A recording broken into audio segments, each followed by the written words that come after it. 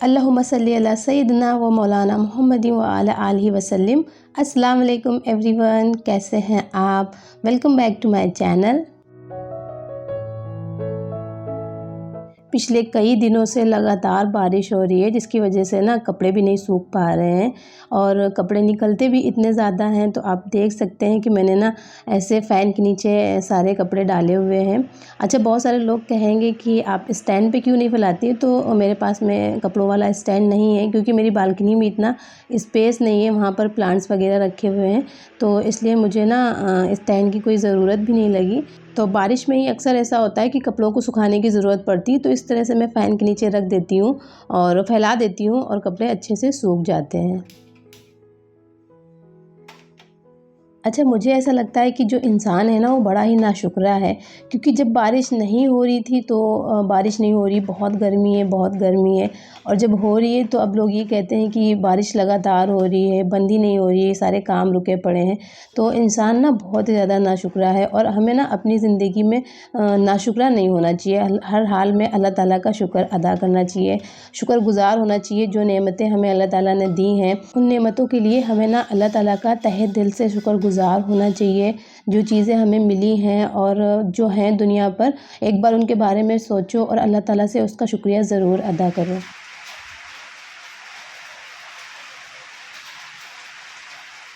आज मैं आप लोगों के साथ में ना 5 ऐसे लाइफ़ चेंजिंग लेसन शेयर करूँगी, जिसको अगर आप अपनी लाइफ़ में इम्प्लीमेंट कर लें तो आपकी लाइफ़ ना एकदम चेंज हो जाएगी। तो उसमें ना सबसे पहले जो चीज़ है वो है, ज़िंदगी में हमेशा शुक्रगुज़ार बनो और जो कुछ भी तुम्हारे पास में है उसका शुक्र अदा करो। शुक्रगुज़ार इंसान जो होते हैं ना, उनकी ज़िंदगी में बरकत होती है। और प्रॉब्लम्स ना हर इंसान की ज़िंदगी में होती हैं, कोई ऐसा नहीं है जिसकी ज़िंदगी में प्रॉब्लम्स ना हो।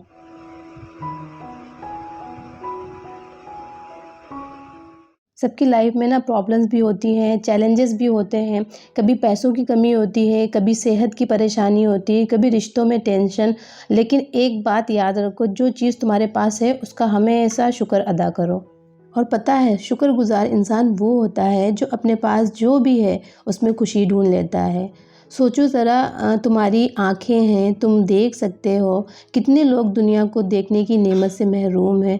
तुम्हारे पास घर है, रोटी है, फैमिली है, कितने लोग सड़कों पर बैठे हैं बिना छत के। शुक्र अदा करने का सबसे बड़ा फ़ायदा ये है कि इंसान की ज़िंदगी में ना सुकून आ जाता है। जब तुम शुक्रिया अदा करते हो अल्लाह का, तुम्हें अंदर से एक चैन मिलता है, तुम्हारी सोच पॉजिटिव हो जाती है, तुम नेगेटिविटी से दूर हो जाते हो। और पता है, कुरान में भी अल्लाह ताला ने यही फ़रमाया है कि अगर तुम मेरा शुक्र अदा करोगे, हर हाल में खुश रहोगे, तो मैं तुम्हें और ज़्यादा अता करूँगा। मतलब जितना तुम शुक्रगुज़ार बनोगे मेरा, अल्लाह ताला तुम्हारी ज़िंदगी में उतनी ही बरकत डालेगा।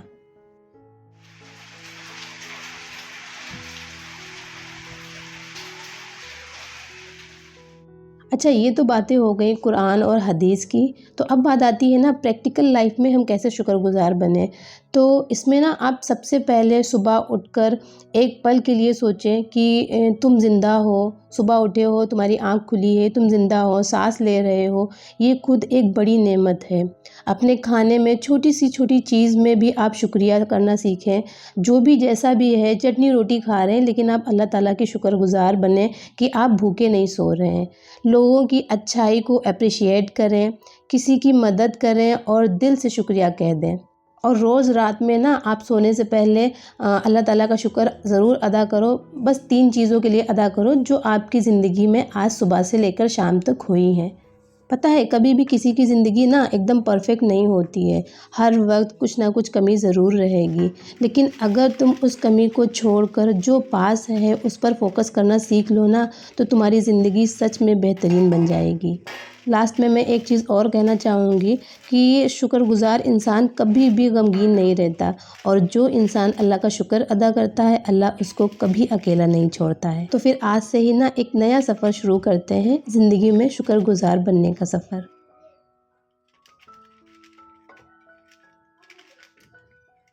अब बारी आती है सेकेंड लाइफ चेंजिंग लेसन की, जो कि है गलतियों से सीखना।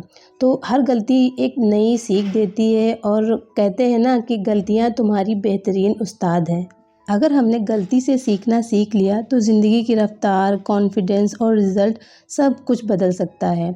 क्योंकि गलती इक्वल टू फेलियर नहीं होता, बल्कि गलती इक्वल टू फीडबैक होती है। गलती हमें बताती है कि अगला कदम कहाँ, कैसे और किस अंदाज़ में रखना है।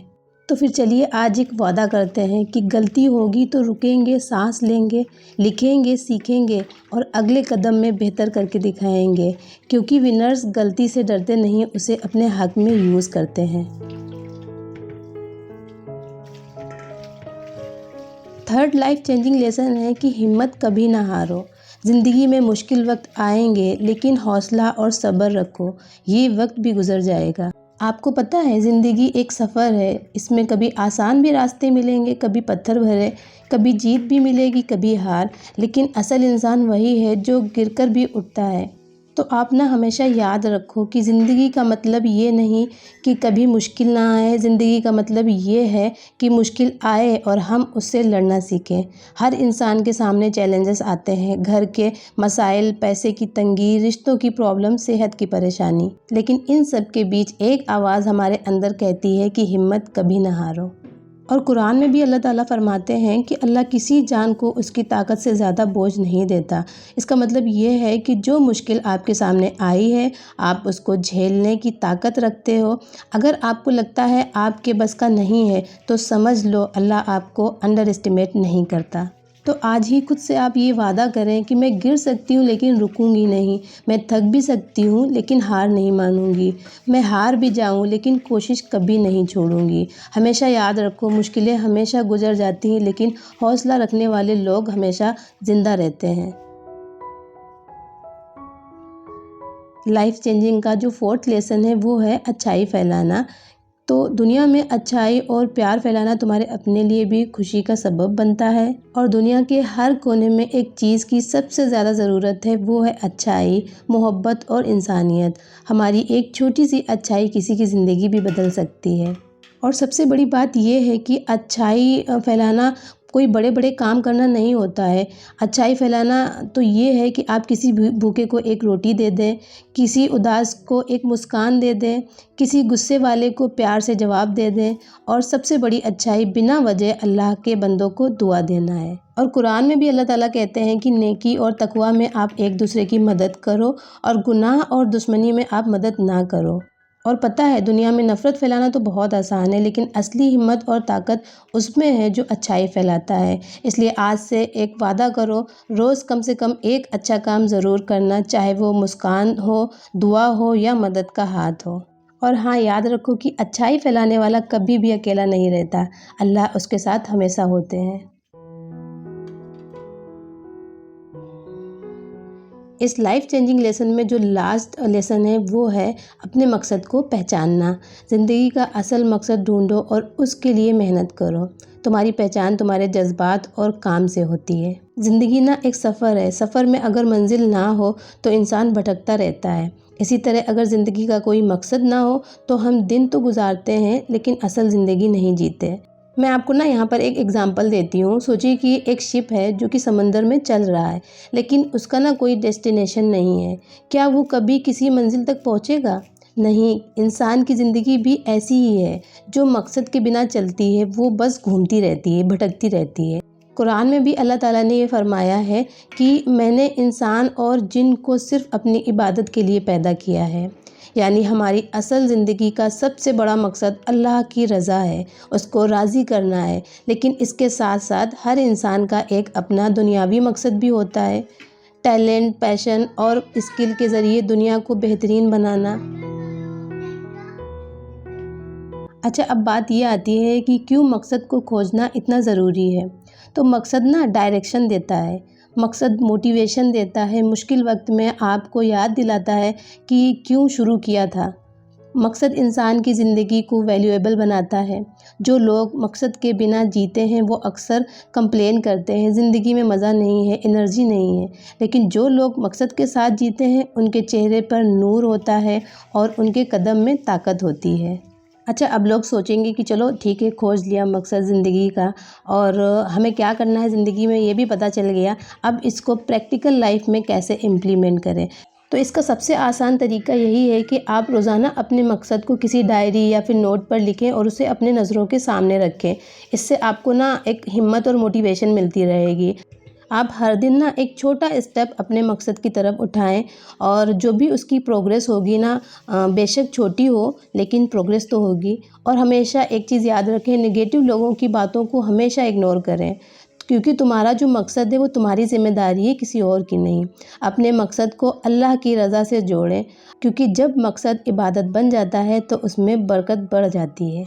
और हर दिन ना खुद से ये ज़रूर कहें कि मेरी ज़िंदगी का मकसद मुझे मालूम है, मैं हर दिन अपने मकसद के करीब जा रही हूँ। अल्लाह मेरे साथ है, मेरी मेहनत ज़रूर रंग लाएगी इंशाअल्लाह।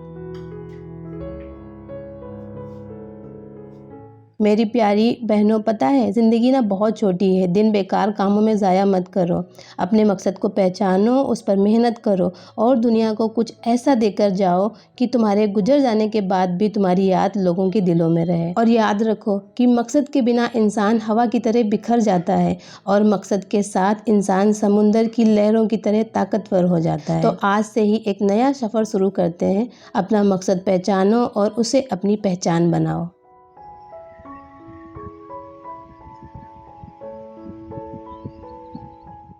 तो ये ना ज़िंदगी की 5 ऐसी बातें हैं जो कि आपकी ज़िंदगी को ना एकदम चेंज कर देंगी। लेकिन ये सुनने और कहने में तो बहुत आसान है और इन्हीं में ना ज़िंदगी के राज भी छुपे हैं। तो याद रखिए, ज़िंदगी हर दिन एक नई किताब का सफ़ा देती है। आप डिसाइड करते हो कि उस सफ़े पर आपको क्या लिखना है। तो आज से ही डिसाइड कीजिए कि आप अपनी ज़िंदगी में शुक्र, सब्र, हिम्मत, अच्छाई और मकसद को लिखेंगे। और देखना, एक छोटी सी सोच आपकी पूरी ज़िंदगी बदल देगी। दुआ करती हूँ अल्लाह हम सब को ये 5 लेसन समझने और अपनी ज़िंदगी में इम्प्लीमेंट करने की तौफ़ीक दे। आमीन या रब्बुल आलमीन।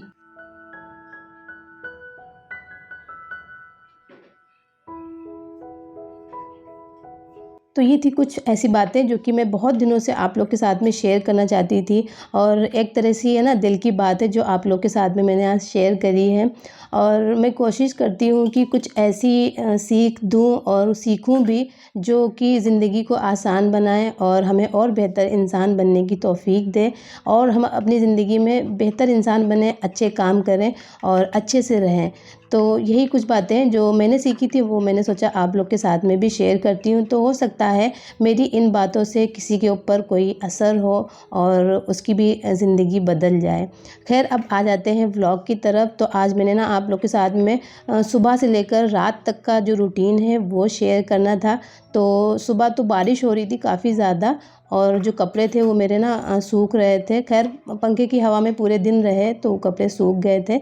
और बारिश लगातार हुए जा रही है, करीब 1 हफ़्ता हो गया है और लगातार बारिश हो रही है। जब मैं ये व्लॉग एडिट कर रही हूँ और आप लोग के साथ में इसको शेयर करूँगी तब बारिश का मौसम है, बट बारिश बंद हो चुकी है। लेकिन ये कुछ टाइम पहले का है, मतलब 1 हफ़्ता पहले का है, जिसमें बहुत ही ज़्यादा बारिश लगातार हुए पड़ी थी। खैर मैंने ना सुबह से लेकर रात तक बहुत सारे काम किए थे। घी बनाया था मैंने, काफ़ी दिनों से मलाई इकट्ठा हुई थी, तो मुझे घी बना कर रखना था, तो घी बनाया था। उसके बाद में मैंने ना केक बनाया था, बनाना केक था। मैंने सोचा था उसकी रेसिपी आप लोग के साथ में शेयर करूँगी, एक बार कर चुकी हूँ, लेकिन मैंने सोचा फिर से शेयर कर दूँगी। लेकिन वो हुआ क्या, जो केक था ना वो नीचे से थोड़ा-सा जल गया था, थोड़ा-सा क्या बहुत ज़्यादा जल गया था। तो फिर मुझे नहीं लगा कि मैं उसकी रेसिपी शेयर करूँ। हाँ, जो उसका मैंने थोड़ा-सा क्लिप था वो आप लोग के साथ में शेयर कर दिया था। और जब चीज़ मतलब ख़राब हो जाती है तो फिर मन नहीं करता है शेयर करने का, लेकिन मैंने दिखा दिया आप लोगों को कि हाँ, ये बनाया था। और हम लोगों से भी चीज़ें ख़राब हो जाती हैं, क्योंकि मैंने कहीं बेकिंग सीखी नहीं है, मैं खुद से ही ट्राई करती हूँ घर पे, तो अक्सर चीज़ें अच्छी भी बनती हैं और कभी-कभी ख़राब भी हो जाती हैं, जल भी जाती हैं। फिर शाम का वक़्त था, तो मुझे ना आज डिनर में बनानी थी बिरयानी, और आज मैं बना रही थी हैदराबादी दम बिरयानी। तो मैंने सोचा चलो इसकी रेसिपी आप लोग के साथ में शेयर करते हैं। तो जो भी मैरिनेशन वग़ैरह था वो मैंने आप लोगों के साथ में शेयर किया है, और रेसिपी मैं डिस्क्रिप्शन बॉक्स में दे दूँगी।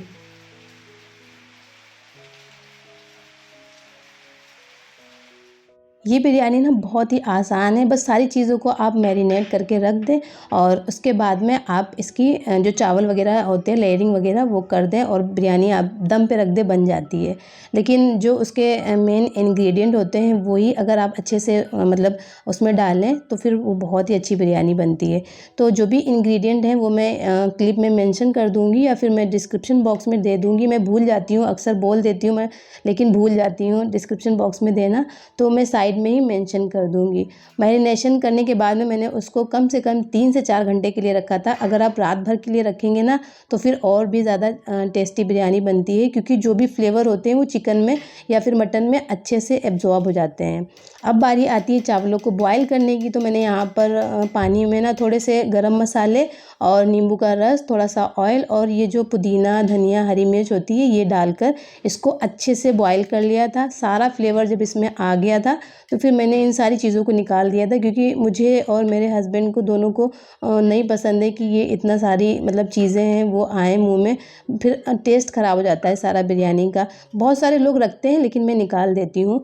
तो मैंने यहाँ पर सारी जो भी ये हरी धनिया और पुदीना वगैरह था वो सब मैंने निकाल दिया था। तो अब बारी आती है लेयरिंग की। जब तक चावल बॉयल हो रहे हैं तब तक मैं यहाँ पर एक बड़े से बर्तन में, बड़े से भगोने में जो भी ये चिकन है तो वो मैं डाल दूँगी नीचे, और ये एकदम कच्चा है, बस मैरिनेट करके रखा था मैंने। ऊपर से जो प्याज का तेल था ना वो डाला है। अच्छा, मैंने यहाँ पर ना सरसों का तेल यूज़ किया था।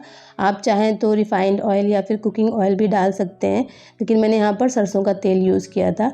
ऊपर से थोड़ा-सा ये चावलों का पानी भी डाल देंगे, जिससे इसमें स्टीम बनेगी और जो चिकन है वो जलेगा नहीं।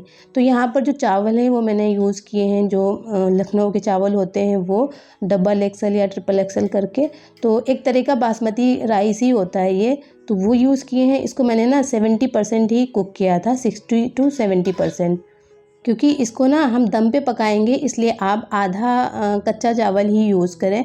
और मैं चावल बॉयल हो रहे थे, मैं लेयरिंग करती जा रही थी, क्योंकि जो लास्ट में सबसे ऊपर लेयर होगी वो करीब 80 टू 85% कुक होनी चाहिए। तो मैंने यहाँ पर लेयरिंग कर दी है, ऊपर से डाल दिया है थोड़ा सा बिरयानी मसाला, आप किसी भी ब्रांड का या घर का यूज़ कर सकते हैं। थोड़ा सा मैंने यहाँ पर डाला है रोज़ वाटर और ये केवड़ा वाटर।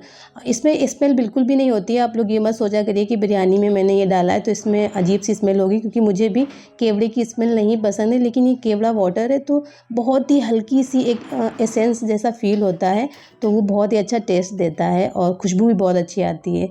ऊपर से मैंने यहाँ पर डाल दिया था ये केसर का दूध, इसको मैंने भिगा कर रखा था, और जब इसने कलर छोड़ दिया तो ऊपर से ये डाल दिया था। साथ में मैंने तली हुई प्याज डाली है, थोड़े से लेमन स्लाइसेस डाले हैं, और थोड़ी सी मैं यहाँ पर हरी मिर्च डाल दूँगी। और उसके बाद में ऊपर से मैं इसमें थोड़ा सा घी भी डालूँगी, जिससे बहुत ही अच्छी खुशबू और टेस्ट बिरयानी का एकदम बढ़ जाएगा। फिर मुझे अगर ज़रूरत लगी तो मैं इसमें तेल भी डालूँगी, शायद मैंने डाला भी है तेल थोड़ा सा ऊपर से, या बाद में डालूँगी। थोड़ा सा मैं यहाँ पर येलो फूड कलर डाल रही हूँ, आप चाहें तो रेड फूड कलर या फिर ऑरेंज फूड कलर, जो आपको पसंद हो वो आप इसमें डाल सकते हैं।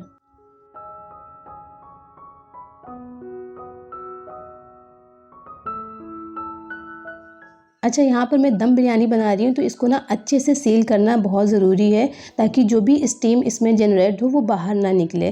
तो यहाँ पर मैं आटे का यूज़ कर रही हूँ। आटे को अच्छे से साइड में लगा दूँगी और इसका ढक्कन बहुत ही अच्छे से प्रेस करके ढक ढक दूँगी इसको। फिर किसी भारी चीज़ से इसको कवर कर दूँगी, ताकि जो भी स्टीम हो वो अच्छे से बने और उसी स्टीम में चिकन भी हमारा गल जाए और चावल भी खिले-खिले से बने।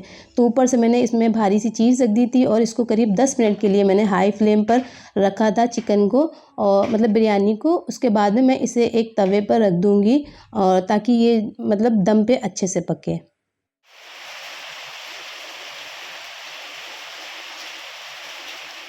बिरयानी को दम लगे हुए करीब आधा घंटे से ज़्यादा हो गया था, 40 मिनट अप्रॉक्स हुए थे। और ये जो तवा है ना, ये मैं सिर्फ दम के लिए ही यूज़ करती हूँ। आप लोग ये मत सोचिएगा कि मैं इस पे रोटी वगैरह या पराठे वगैरह बनाती हूँ, सिर्फ दम के लिए ही यूज़ करती हूँ।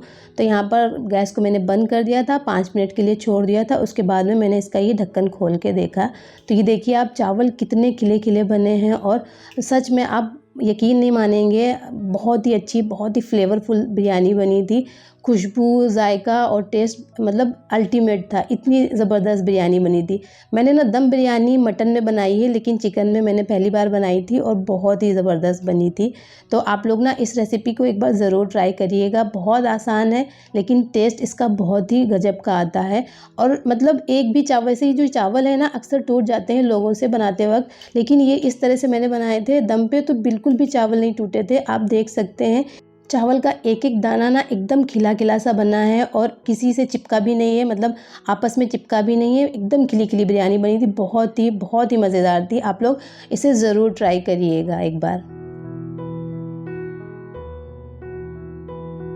और हाँ, इस बिरयानी के साथ में मैंने रायता भी बनाया था, और बहुत ही सिंपल सा चटनी वाला रायता बनाया था, जो कि मतलब एकदम फटाफट से बन जाता है। क्योंकि ये बिरयानी वैसे ही इतनी फ्लेवरफुल और मसालेदार है, तो इसमें कुछ और एक्स्ट्रा चीज़ों की ज़रूरत नहीं थी। बस रायता बनाया था और सैलेड थी, और जिसके साथ में हमने अपना डिनर एंजॉय किया।